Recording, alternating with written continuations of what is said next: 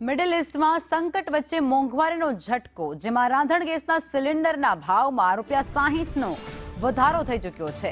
Commercial સિલિન્ડરના ભાવમાં ₹115નો વધારો થયો છે। ઘર વપરાશના ગેસ સિલિન્ડરના ભાવ વધી અને હવે 913 પર પહોંચી ગયા છે, જ્યારે કોમર્શિયલ સિલિન્ડરના ભાવ પણ વધી ચૂક્યા છે અને તે ભાવ હવે 1883 પર પહોંચી ગયા છે।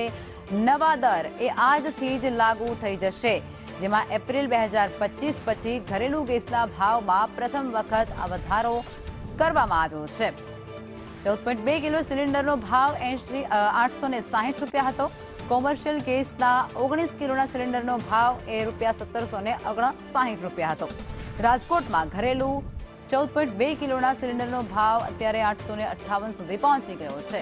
એટલે આની સીધી અસર એ ગૃહિણીઓના બજેટ પર પણ પડવાની છે, કારણ કે રાંધણ ગેસનો જે સિલિન્ડર છે તેના ભાવમાં પણ વધારો કરવામાં આવી ચૂક્યો છે। મિડલ ઇસ્ટમાં જે યુદ્ધની અત્યારે સ્થિતિ છે અને તે સ્થિતિ વચ્ચે મોંઘવારીનો માર તો ભારત અને ગુજરાતવાસીઓને સહન કરવો પડશે।